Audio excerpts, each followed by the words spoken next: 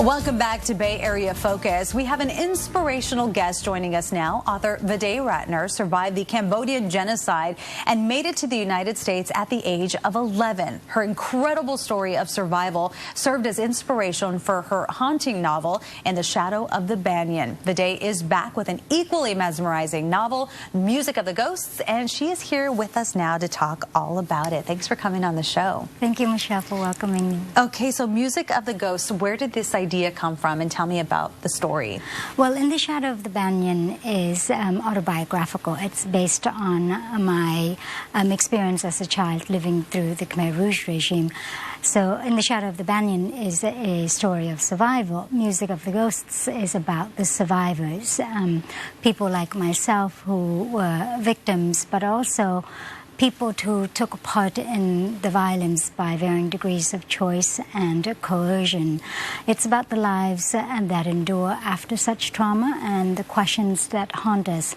How do we grapple with our history? How do we live side by side with those who have done us wrong? How can victims and perpetrators of unspeakable violence learn to understand one another, to make sense of immense loss without being overwhelmed by hatred or by grief. So these questions I myself confront as a survivor of that atrocity. And you write about a woman, it kind of centers on this woman, Tira.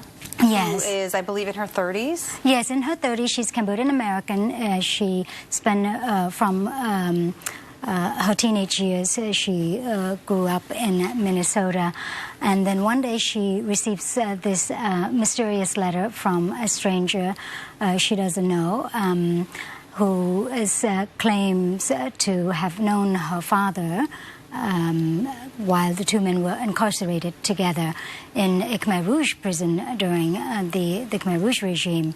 And he tells her, I have 3 musical instruments that belong to your father, or belonged to him.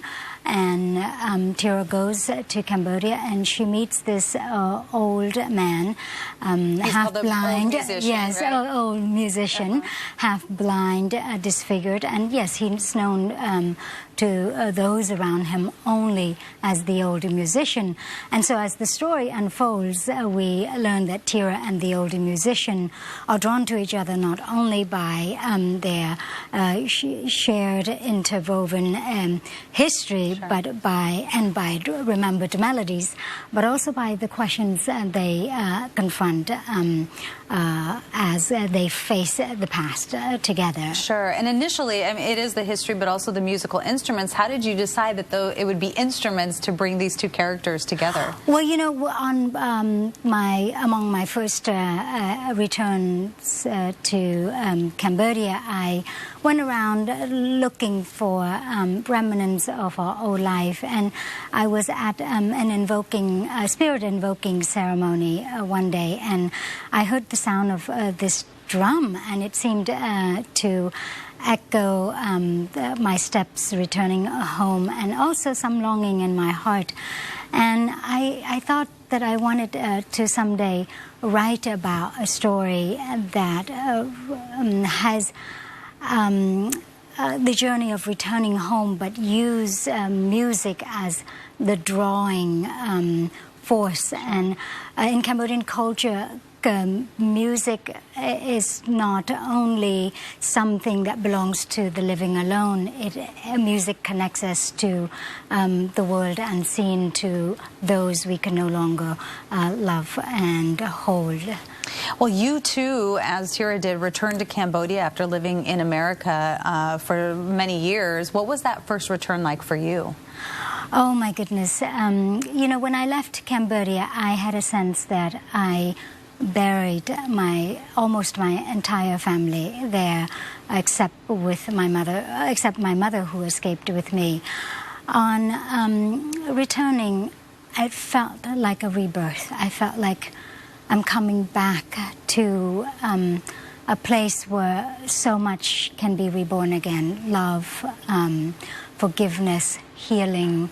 And it all had to do with the people that I encountered there, to see them suffer and to see them have so much hope, so much humanity, and I feel like me, someone who is in America, how could I not be inspired by that? And so for me, it's not only a return, it's a rebirth. So is it easier to visit now? It's a little bit easier, but Cambodia is my love and it is my heartbreak. Yeah. Always, you know, and I go, and when I step out of the plane to see the level of poverty, to see the level of suffering, is always so hard, and it breaks my heart every time.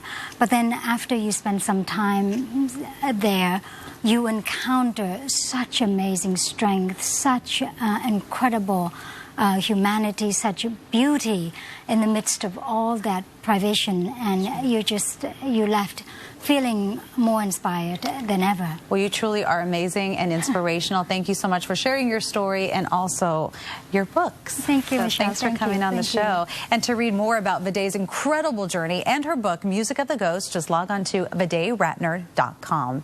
After the break, we discuss how flowers are giving women opportunities. We'll be right back.